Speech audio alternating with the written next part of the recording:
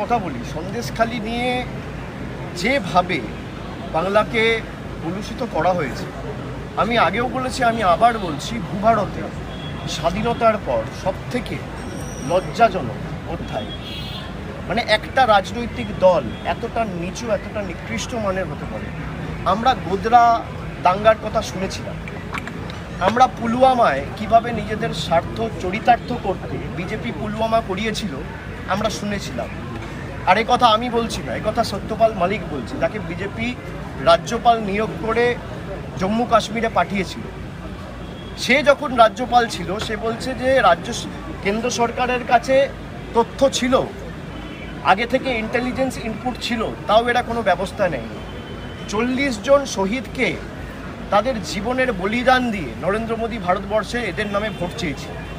আমরা গোদরা শুনেছিলাম, আমরা পুলওয়ামা শুনেছিলাম, আমরা সন্দেশখালি দেখলাম। চোখে দেখা এক জিনিস, কানে শোনা এক জিনিস। 10টা 15টা 20টা ভোটের জন্য যারা বাংলার 10 কোটি আপামর জনসাধারণকে সারা দেশের কাছে ছোট করতে পারে, সারা দেশের কাছে কলঙ্কিত করতে পারে, মানে তাদের থেকে নিচু মানের, তাদের থেকে নির্লজ্জ রাজনৈতিক দল ভারতবর্ষে ভূভারতে কোনোদিন আমি দেখিনি। এবং আমি তো এই কথাগুলো বলছি না, কথা বলছে বিজেপির মণ্ডলের সভাপতি। তাকে এখনও আজকে প্রায় 4 দিন হয়ে গেল, 96 ঘন্টা হয়ে গেল, 3 দিন 4 দিন হয়ে গেছে যেই ভিডিওটা জনসমক্ষে এসছে, এখনো পর্যন্ত দলগতভাবে বিজেপি কোনো ব্যবস্থা নেই।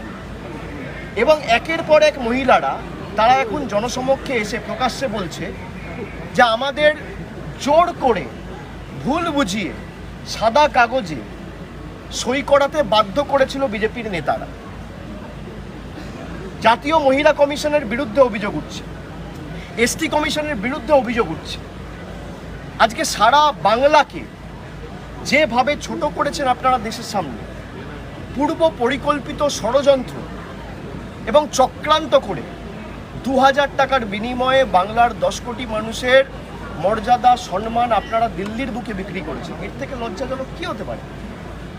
আর যারা অভিযোগ করেছিল তারা বলছে, অভিযোগকারিনীরা প্রকাশ্যে এসে বলছে যে আমাদের সাদা কাগজে, আমি প্রধানমন্ত্রীকে বলেছিলাম শ্বেতপত্র প্রকাশ করুন, বিজেপি শ্বেতপত্র তো প্রকাশ করেনি, উল্টো সাদা কাগজ নিয়ে মহিলাদের কাছে ভুল বুঝিয়ে তাদেরকে দিয়ে স্বাক্ষর করিয়ে ভুয়ো নির্যাতনের কমপ্লেন করিয়ে জাতীয় মহিলা কমিশনের কাছে পাঠিয়েছে, সিবিআইয়ের কাছে কমপ্লেন করিয়েছে। আজকে যারা এই তথ্য দিচ্ছে, সিবিআই কবার জেরা করেছে? আমরা তো এটাই বলেছিলাম যে সন্দেশখালি পরিকল্পিত। যদি কারোর বিরুদ্ধে কোনো অভিযোগ ওঠে, আইন আইনের পথে চলবে, কিন্তু তদন্ততে সঠিক পথে পরিচালিত হয়নি, এটা তো পরিষ্কার যে রাজনৈতিক স্বার্থে তদন্ত একটা রাজনৈতিক দলের অঙ্গুলি হেলনে মার্ক করে করে তদন্ত হয়েছে। আমি আগেও আপনাদের বলেছি যে জটায়ু আর ফেলুদার তদন্ত, জটায়ু যখন তদন্ত করতো একটা লোককে আগে চিহ্নিত করে তাকে দোষী কিভাবে সাব্যস্ত করা যায় সেই নিয়ে তদন্ত প্রক্রিয়া শুরু করত। আর ফেলুদা তদন্ত করে আগে তদন্তটা কেন হয়েছে, কিভাবে হয়েছে, এর পিছনে কারা যুক্ত সেটা বার করার চেষ্টা করত। সিবিআইয়ের তদন্ত হচ্ছে জটায়ুর তদন্ত, ইডির তদন্ত হচ্ছে জটায়ুর তদন্ত। সন্দেশখালি নিয়ে কালকে রেখা পাত্রের ভিডিও ভাইরাল হয়েছে, জনসমক্ষে এসছে। আমি তো বলছি না, বিজেপি যাকে প্রার্থী করেছে, প্রধানমন্ত্রী যার সাথে ফোনে কথা বলেছে, প্রধানমন্ত্রী যাকে প্রার্থী করেছে সেই রেখা পাত্র বলছে যে ভুয়ো অভিযোগকারিনী যাদের শ্লীলতাহানি হয়নি তাদেরকে দিল্লিতে রাষ্ট্রপতির সাথে দেখা করতে বিজেপির দল নিয়ে গেছে। এরা কারা? আমি বলছি না, রেখা পাত্র বলছে। রেখা পাত্র 2000 টাকা নিয়ে কমপ্লেন করেছে, আমি বলছি না, গঙ্গাধর কয়াল বলছে।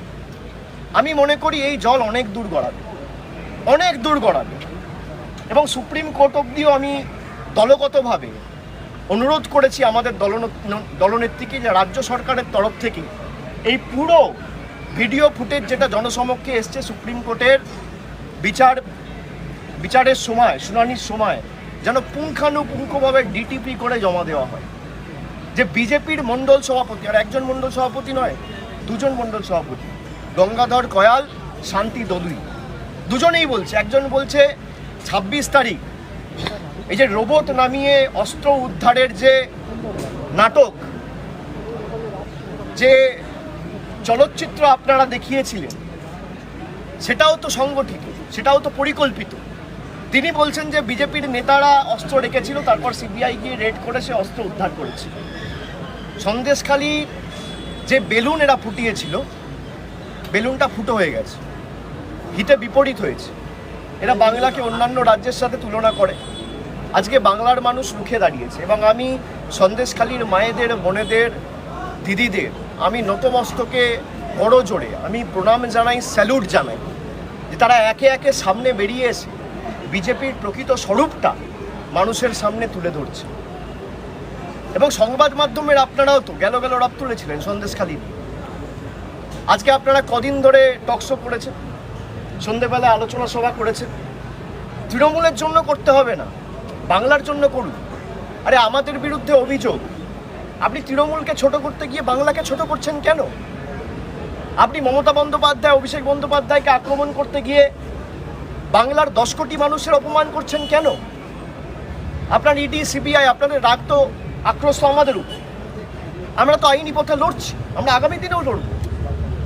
কিন্তু 10 কোটি মানুষের কাছে, 10 কোটি মানুষের সম্মান আজকে আপনারা 140 কোটি মানুষের সামনে এই যে ছোট করলেন, বাংলাকে বদনাম করলেন, খালি নির্বাচনে ফায়দা লুটবেন বলে। আমি বলছি না, আমি গোর্ধার কথা শুনেছিলাম যে বিজেপি নির্বাচনে ফায়দা লোটার জন্য দাঙ্গা করায়। আমরা শুনেছিলাম পুলওয়ামার কথা, আমরা চোখে দেখলাম সন্দেশখালী।